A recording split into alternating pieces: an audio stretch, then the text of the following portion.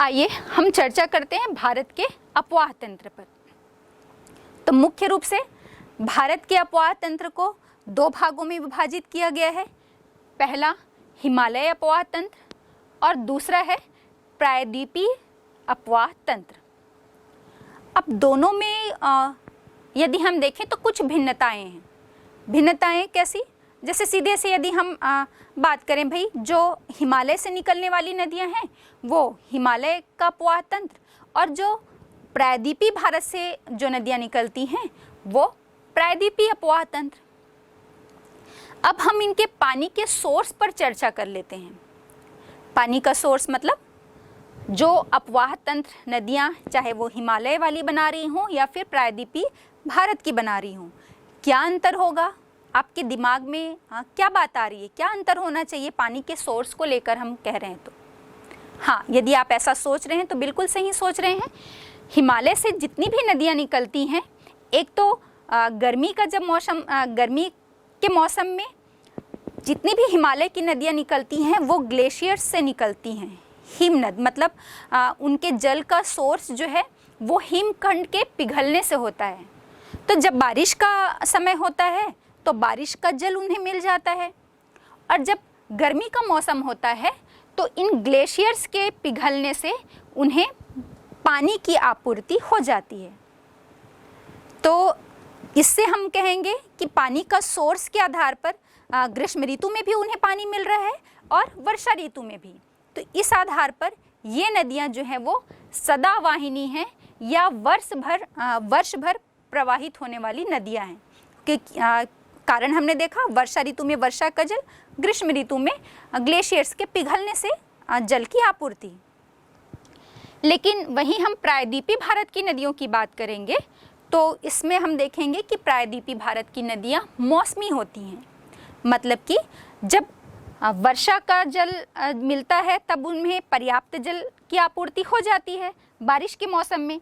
लेकिन जैसे ही जो ग्रीष्म ऋतु आती है तो ये नदियाँ जो हैं वो शुष्क हो जाती हैं, नदियों का पानी सूख जाता है क्योंकि एक पठारी क्षेत्र से प्रवाहित हो रही हैं।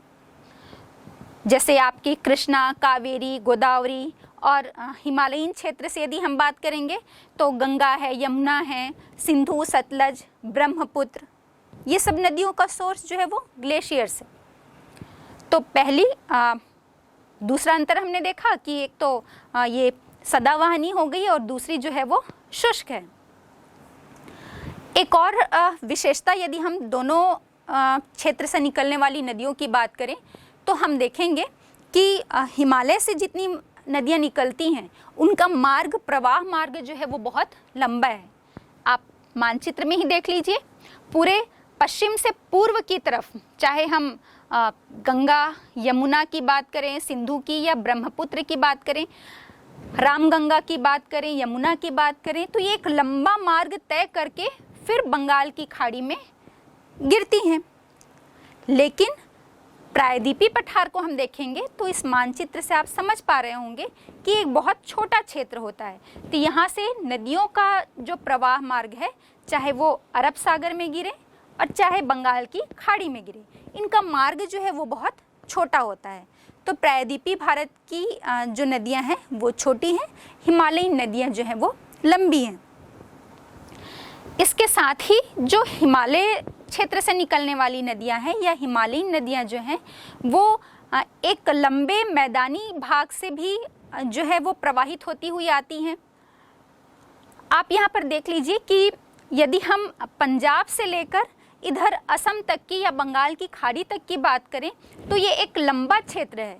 लंबा क्षेत्र तो है, लेकिन यहाँ से यदि हम आगे बढ़ें तो हम देखेंगे कि इस कई सौ किलोमीटर के रास्ते में जो ढाल है वो आपका बहुत मंद है। मतलब मात्र 300 मीटर का ही ढाल है इस पूरे क्षेत्र में। तो इसके कारण नदी जो है वो बहुत मंद ढाल वाले क्षेत्र से होकर प्रवाहित होती है। तो इसके कारण देखेंगे कि यहाँ पर ये बहुत ज़्यादा मोड़ बनाती है। नदी विसर्प या नदी मिएंडर्स जो हैं वो आपको बहुत अधिक देखने को मिलेंगे। और साथ ही साथ यहाँ पर बाढ़ का मैदान भी, क्योंकि जब भी वर्षा का मौसम होता है, वर्षा ऋतु होती है, तो इन जब मैदानी क्षेत्र से ये हिमालयी नदियाँ बहती हैं तो इन्हें बाढ़ का सामना करना पड़ता है। तो एक प्रकार से तो हम कह रहे हैं कि इस आपदाग्रस्त भी हैं, लेकिन दूसरी तरफ ये इनके लिए फ़ायदे वाली भी चीज़ हो जाती है। अब भाई आपदा भी और फ़ायदा भी कैसे?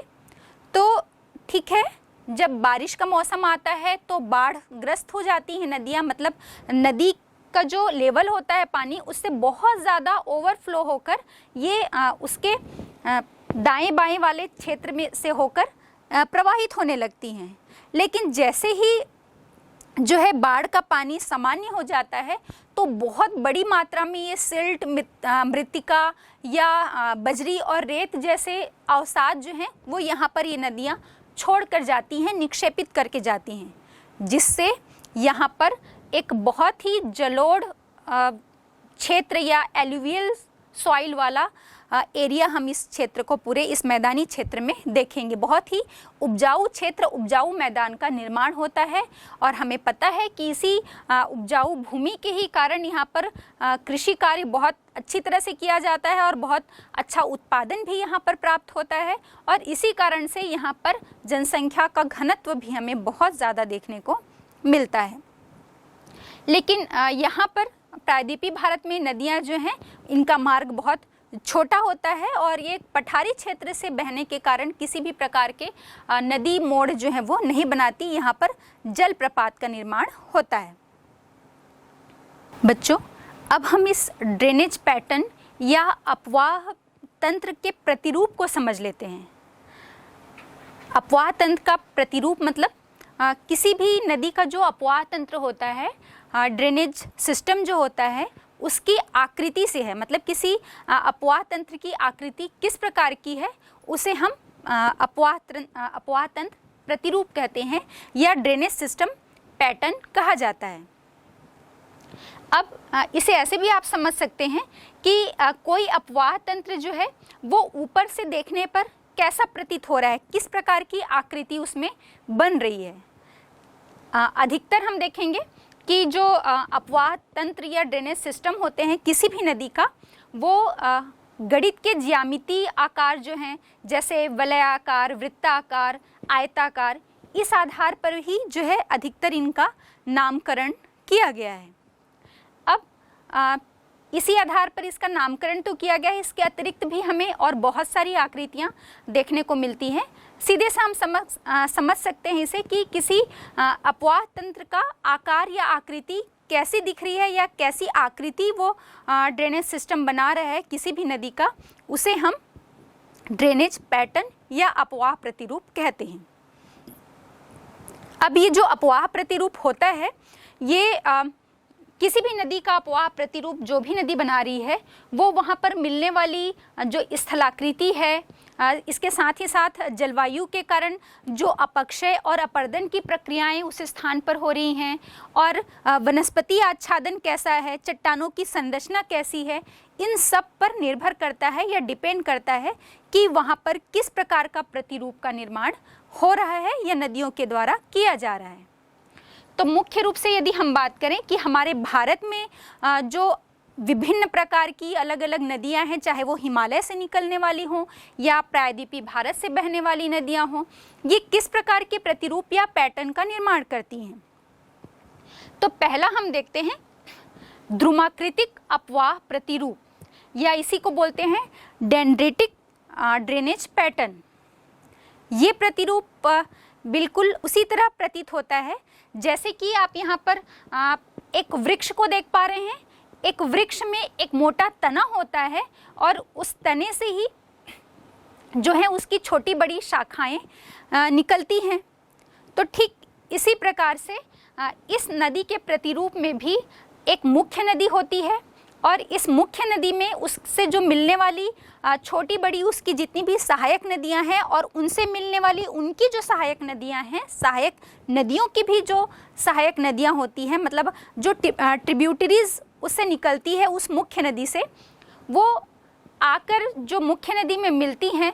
तो ऐसे ही प्रतीत होता है जैसे कि मुख्य नदी एक मोटा तना है, किसी वृक्ष का मोटा तना है या मुख्य तना है और उस तने से उस वृक्ष की जो शाखाएं आकर मिल रही हैं, ठीक उसी प्रकार इस प्रतिरूप में भी प्रतीत होता है कि उस मुख्य नदी की जो सहायक नदियां हैं जो उससे आकर मिल रही हैं वो उस तने वृक्ष के तने की अलग अलग शाखाएं हैं, और इसी आधार पर इसका नामकरण जो है वो डेंड्रिटिक या द्रुमाकृतिक अपवाह प्रतिरूप पड़ा है।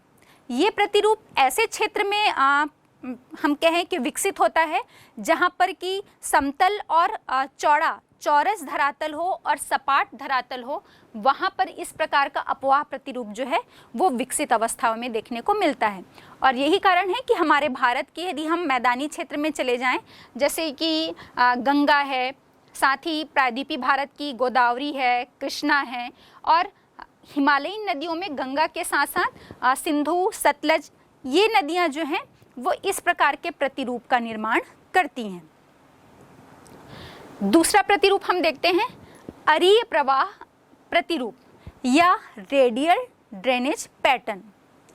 ये प्रतिरूप जो है वो उस स्थान पर होता है जहाँ पर कोई पठारी क्षेत्र हो या वलन के कारण एक ऊंचा उठा हुआ क्षेत्र, और इस ऊंचे उठे हुए क्षेत्र से हम देखेंगे कि अलग अलग सभी दिशाओं में चारों दिशाओं में नदियां जो हैं उस ऊंचे क्षेत्र के जलाशय से निकलकर अलग अलग दिशाओं में प्रवाहित होती हैं। तो ऐसा सबसे अच्छा उदाहरण हमें कहाँ देखने को मिलेगा? हमारे भारत के अमरकंटक पठार में। अमरकंटक पठार से जो निकलने वाली नदियां हैं वो इसी प्रकार के अरीय अपवाह प्रतिरूप या रेडियल ड्रेनेज पैटर्न का निर्माण करती हैं। इसमें हम देखेंगे, इस मानचित्र से आप बहुत अच्छी तरह से समझ पाएंगे, ये अमरकंटक का पठार है और इस अमरकंटक पठार से उत्तर की तरफ हम देखेंगे तो सोन नदी निकलती है, दक्षिण की तरफ आप देखेंगे वेनगंगा, पूर्व की ओर महानदी और पश्चिम की तरफ जो है नर्मदा नदी का अपवाह देखने को मिल रहा है। बच्चों, यहाँ पर आप देखिए कि महानदी जो है वो अमरकंटक पठार से ऊपर उठती हुई, यदि इस अमरकंटक पठार की स्थिति नहीं होती तो महानदी जो है वो सीधे उत्तर की तरफ निकल जाती, लेकिन बीच में अमरकंटक का ये पठार आ जाने के कारण ये यू टर्न लेकर पूर्व की तरफ मुड़ जाती है। अब ये अरीय प्रवाह प्रतिरूप हुआ। इसके बाद हम देखेंगे आयताकार प्रवाह प्रतिरूप या इसी को हम बोलते हैं रेक्टेंगुलर ड्रेनेज पैटर्न। ये प्रतिरूप जो है वो ऐसे चट्टानी क्षेत्र में या ऐसे धरातल में मिलता है जहाँ पर चट्टानों में जो है वो जोड़ और भ्रंश पाए जाते हैं, और चट्टानों के ये जोड़ और भ्रंश या संधियाँ जो हैं वो हमें आयताकार रूप में देखने को मिलती हैं। तो इन जोड़ और संधियों के सहारे ही जल मार्ग जो हैं वो प्रवाहित होते हैं। तो ऐसे क्षेत्र में हमें आयताकार प्रवाह प्रतिरूप देखने को मिलता है।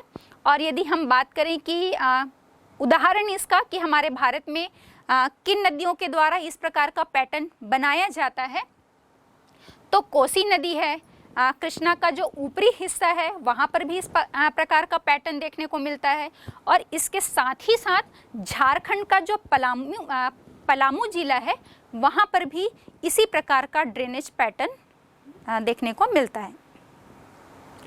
फिर अगला हम आ जाते हैं समानांतर अपवाह प्रणाली या पैरेलल ड्रेनेज पैटर्न। हम इन नदियों का देखें कि ये प्रतिरूप ये इस प्रकार का प्रतिरूप कहाँ पर विकसित होता है।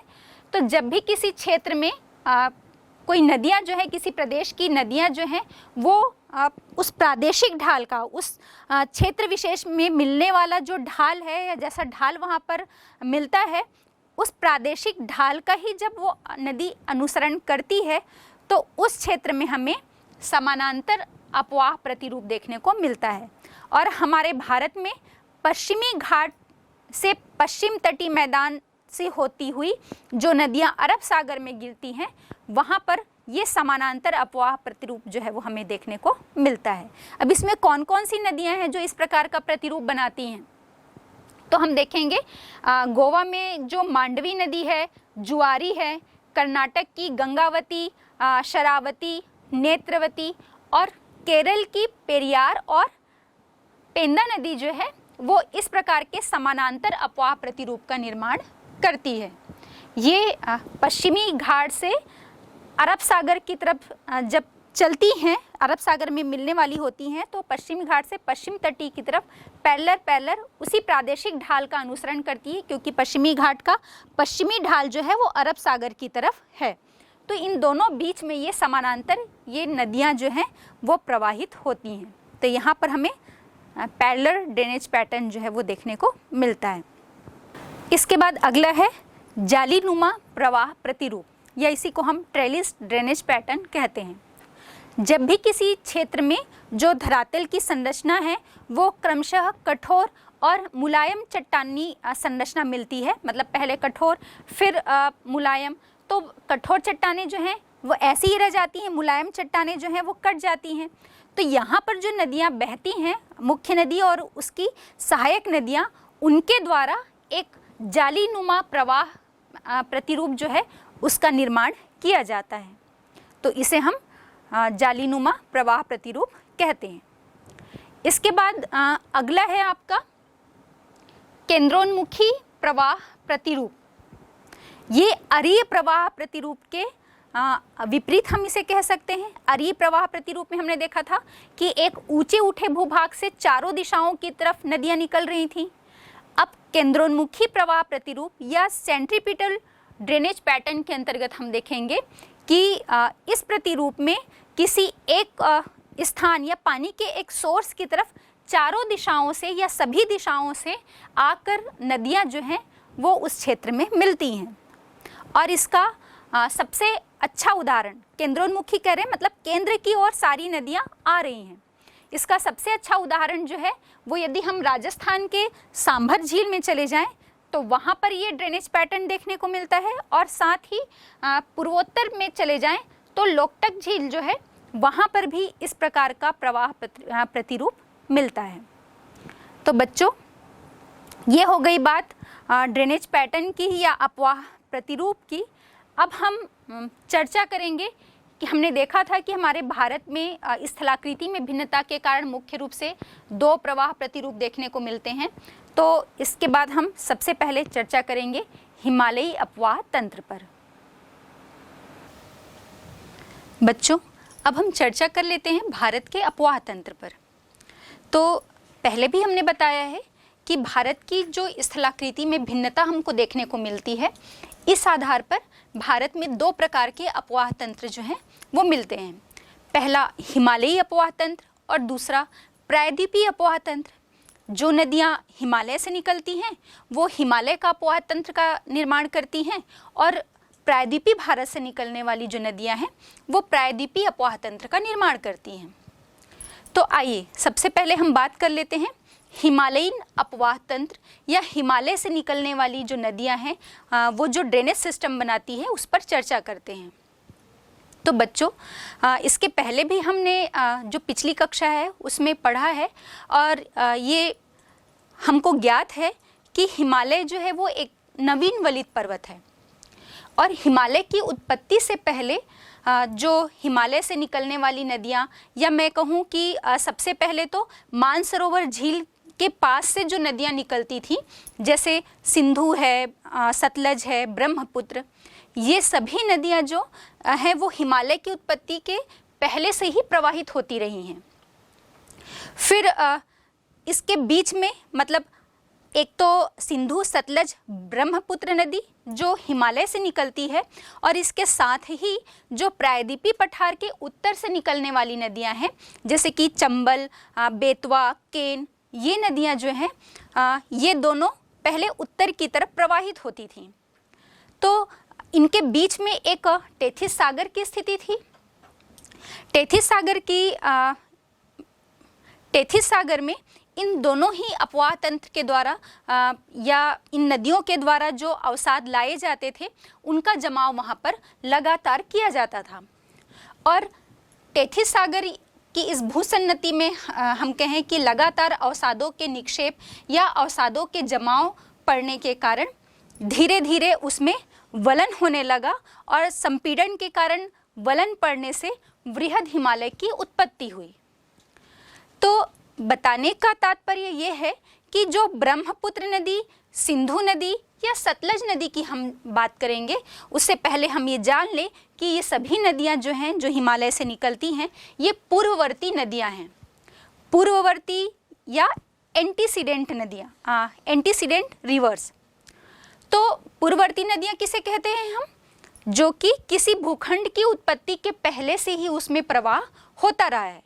तो अभी हमने देखा कि ये दोनों ही नदियों का जो प्रवाह है, इन नदी तंत्रों का जो प्रवाह है वो पहले से ही होता रहा और इनके जो अवसाद हैं वो टेथिस सागर में लगातार जमाव इनका होता रहा, जिसके कारण टेथिस सागर या टेथिस भूसन्नति में दबाव पड़ा और वलन पड़ने से वृहद हिमालय की उत्पत्ति हुई। तो वृहद हिमालय की जो उत्पत्ति थी वो धीरे धीरे हुई, क्रमशः वो धीरे धीरे ऊपर की तरफ उठा, लेकिन ब्रह्मपुत्र नदी ने अपना मार्ग परिवर्तित नहीं किया, ना ही सिंधु और सतलज नदी के द्वारा अपना मार्ग जो है वो परिवर्तित किया गया।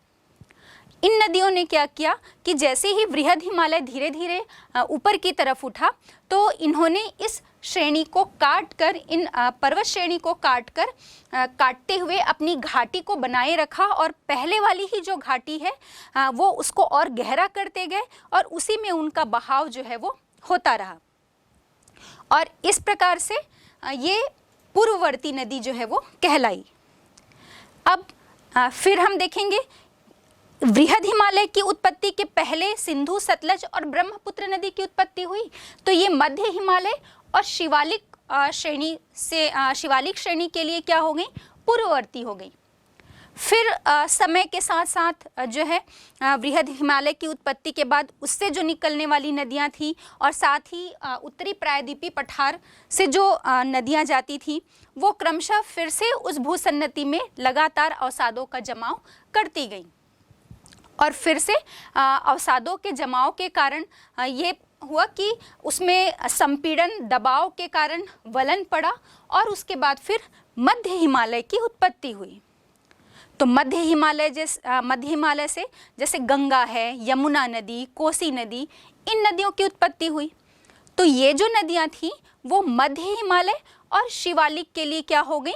पूर्ववर्ती नदियां, क्योंकि ये गंगा, यमुना या कोसी नदियों ने भी मध्य हिमालय की उत्पत्ति के बाद या मध्य हिमालय की उत्पत्ति से अपना मार्ग परिवर्तित नहीं किया, बल्कि इस माउंटेन रेंज को, इस पर्वत श्रेणी को काट कर अपनी घाटी को और गहरा किया और गहरे गहरे गार्ज का निर्माण किया। फिर क्रमशः हम देखेंगे कि लगातार फिर से मध्य हिमालय और वृहद हिमालय से जो नदियां निकलती थी उनका जो जमाव है वो उसी भूसन्नति में लगातार उनके द्वारा अवसादों का जमाव होता रहा और क्रमशः कांग्लोमरेट है, चूना पत्थर है, बलुआ पत्थर है, इन अवसादों का जमाव उसमें किया जाता रहा। तो फिर शिवालिक की उत्पत्ति के पहले हम देखेंगे कि जो सिंधु नदी थी और ब्रह्मपुत्र नदी, ये तो पूर्ववर्ती नदियां हमने कहा ही, लेकिन ब्रह्मपुत्र नदी का जो अपवाह था वो मध्य हिमालय के दक्षिणी पर्वतपाद पर, मतलब मध्य हिमालय की जो स्थिति है उसके दक्षिणी पर्वतीय ढाल पर या उसके पर्वतीय हम कहें कि निचले हिस्से में पर्वतीय पाद पर उसी के सहारे सहारे वो पूर्व से पश्चिम की ओर प्रवाहित होती हुई जाकर सिंधु नदी से मिलती थी और सिंधु नदी से मिलकर फिर अरब सागर में जो है अपना जल विसर्जित करती थी। लेकिन जब शिवालिक की उत्पत्ति हुई, जैसा हमने बताया कि फिर से इन नदियों के द्वारा वृहद और मध्य हिमालय की नदियों के द्वारा जो है इस भूसन्नति में फिर से पुनः जमाव किया गया और इस जमाव के होने के बाद फिर से उसमें दबाव और संपीड़न के कारण वलन की स्थिति बनी और जो है तीसरा जो है शिवालिक श्रेणी की उत्पत्ति हुई। और जिस समय शिवालिक श्रेणी की उत्पत्ति हुई उसी समय हम देखेंगे कि जो दिल्ली कटक है ये ऊपर की तरफ उठा और ये दिल्ली कटक के ऊपर उठने से जो इंडो ब्रह्म नदी थी उसका मार्ग जो है वो अवरुद्ध हो गया। अब आप ये सोच रहे होंगे कि इंडो ब्रह्म नदी क्या है ना। तो अभी जो हमने कहा ना कि ब्रह्मपुत्र नदी जो है वो शिवालिक की उत्पत्ति के पहले मध्य हिमालय के दक्षिण पर्वतपाद के सहारे जो है वो समानांतर उसके बहती थी, और किस दिशा में, पूर्व से पश्चिम की तरफ। फिर वो सिंधु नदी से मिल जाती थी और सिंधु नदी से मिलने के बाद अरब सागर में अपना जल गिराती थी। तो ये नदी तंत्र का ही नाम जो था वो इंडो ब्रह्म या शिवालिक नदी इसे कहा जाता था। उसके बाद फिर क्रमशः भारतीय प्लेट के उत्तर पूर्व की तरफ खिसकने के कारण फिर उसमें जैसे ही गतिशीलता आई वो मूव करता गया भारतीय प्लेट जो है वो उत्तर पूर्व दिशा में। तो भारतीय प्लेट के गतिशील होने के कारण फिर से दबाव पड़ा, और इसके कारण ही इसके फलस्वरूप हम देखेंगे कि शिवालिक श्रेणी की उत्पत्ति हुई। और इस शिवालिक श्रेणी की उत्पत्ति के समय ही ये जो दिल्ली कटक है ये भी ऊपर की तरफ उठा, और इस दिल्ली कटक के ऊपर उठने के कारण हम देखेंगे कि ये जो इंडो ब्रह्म नदी है उसका मार्ग अवरुद्ध हो गया। हम कहें कि एक प्रकार से ये जल विभाजक का काम करता है, कौन से, सिंधु नदी और ब्रह्मपुत्र नदी के बीच में। और इसके द्वारा ऊपर उठने से, एक जल विभाजक का काम करने से नदी का मार्ग जो है वो अवरुद्ध हो गया।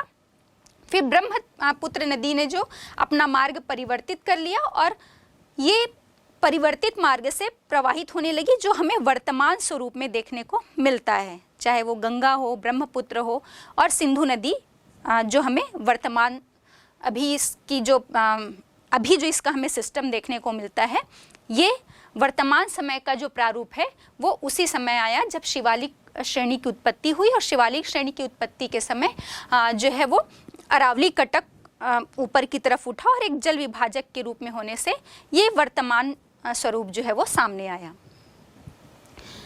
हम ये देखेंगे कि चाहे वो वृहद हिमालय की उत्पत्ति हुई हो या मध्य हिमालय की उत्पत्ति हुई हो, इनकी उत्पत्ति से पहले ही जो सिंधु, सतलज या ब्रह्मपुत्र नदियाँ प्रवाहित होती थी, और उत्पत्ति के बाद भी जो है वो इन श्रेणियों को काटकर उन्होंने अपनी घाटियों को गहरा किया और एक गार्ज का निर्माण किया।